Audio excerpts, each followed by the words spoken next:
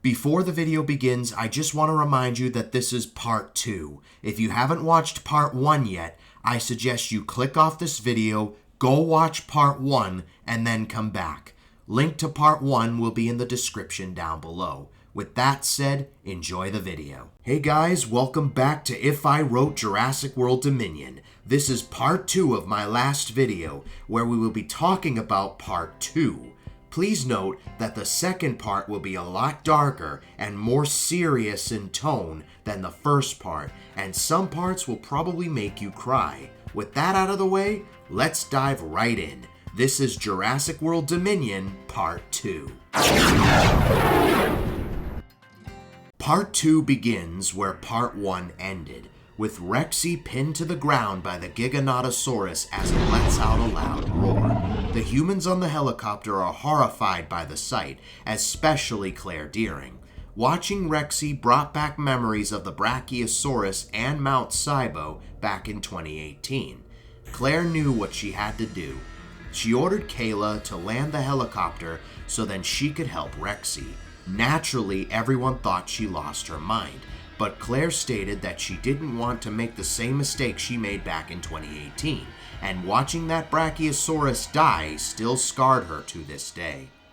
Everyone reluctantly agreed, and Kayla landed the chopper. Dr. Grant and Dr. Malcolm went out with flares to distract the Giganotosaurus, while Claire got out to tend to Rexy. She then ordered the chopper to position itself to pick up the T-Rex. Using the ropes, Claire tied Rexy to the chopper, and she, along with Malcolm and Grant, hopped back on board, barely getting out just in time.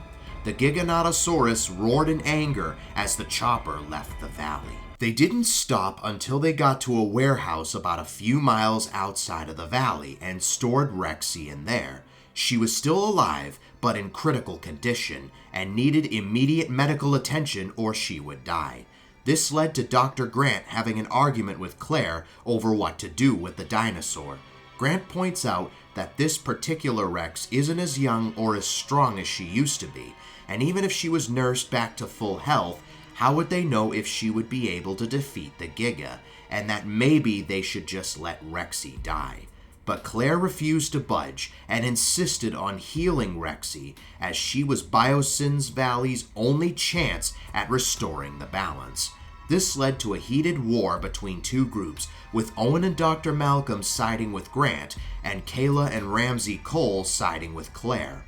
Ellie Sattler had to step in to break the groups up, and told them that there was no use arguing when there were bigger problems, such as the other dinosaurs' lives being at stake from the Giganotosaurus's tyranny.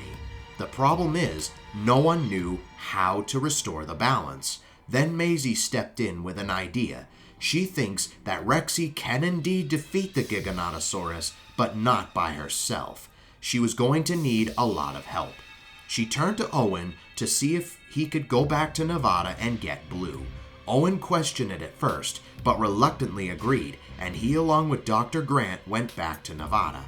She then turned to Claire to see if she could borrow Soyona's Atrociraptors, and as crazy as it sounded, Claire was willing to do anything at this point. She and Kayla went off to Malta to visit Soyona. Maisie then turned to Dr. Malcolm and Ramsey Cole, who agreed to return to Biosyn to salvage whatever they could find. As for Ellie Sattler, she and Maisie would stay behind to keep an eye on Rexy. The clock was ticking, and everyone needed to prepare for Maisie's master plan for saving Biosyn Valley. When they got to Nevada, Owen and Alan managed to find Blue and return Beta to her.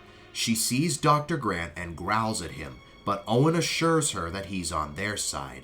He then tells Blue that they need her help, and she agrees to help since he helped her return Beta to her. Meanwhile in Malta, Claire and Kayla visit a local prison where Soyona Santos is being held. Claire explains the situation to her and says she needs the Atrociraptors to help bring the Giganotosaurus down, but Santos outright refuses. After a back-and-forth argument between the three women, Claire finally gives up and calls Soyona out, saying that Biosyn Valley is in danger, and she and Kayla walk away, leaving Soyona with a lot to think about. Meanwhile, in Biosyn Valley, Ian and Ramsey are searching for anything they could use to try and restore the valley.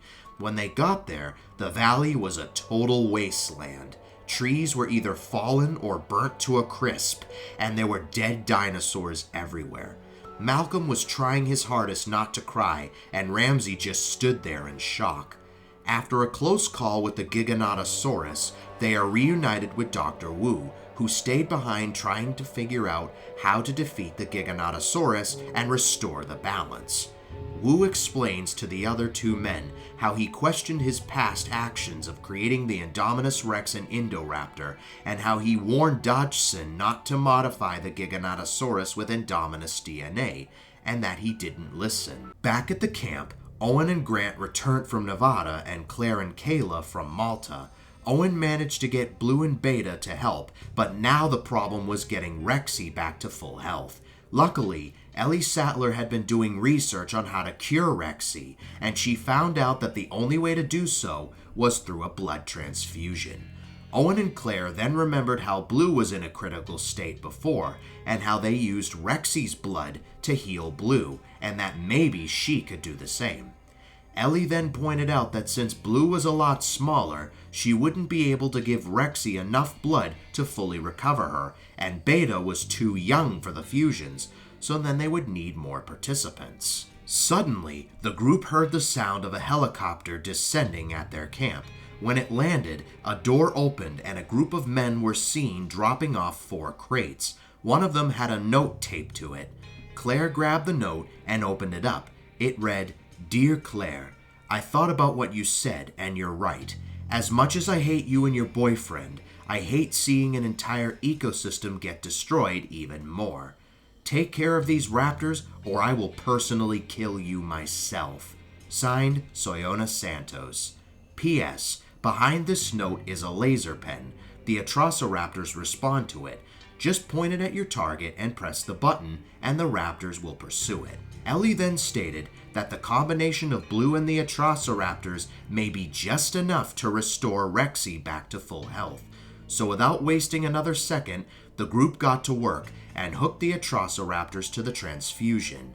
They managed to do the trick, and Rexy was now back to full health. Now the issue was getting everything back to the valley.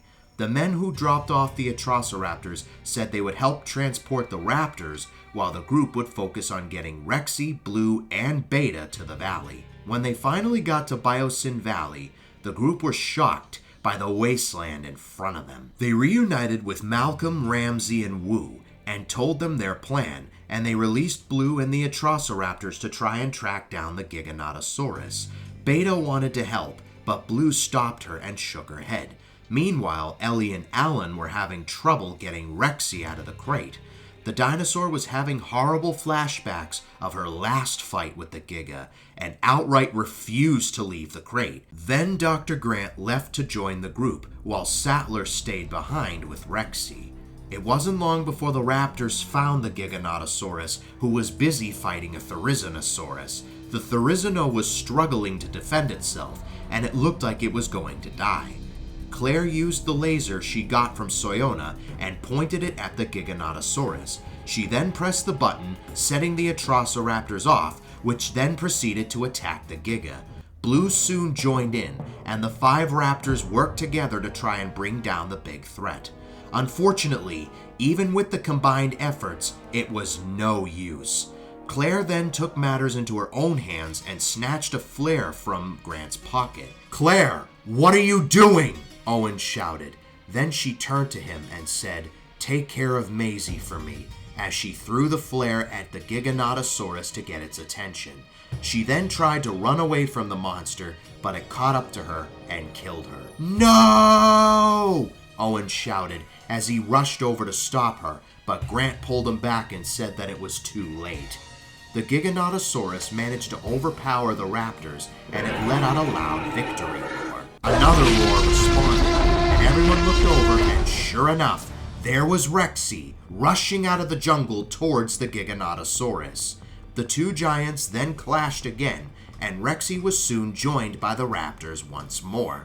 This even gave the Therizinosaurus enough time to recover and join the fight. It was the most epic battle anyone had ever seen, and with the combined efforts of Rexy, Blue, the Atrociraptors, and the Therizinosaurus, they managed to overwhelm the Giganotosaurus, and Rexy pins it to the ground.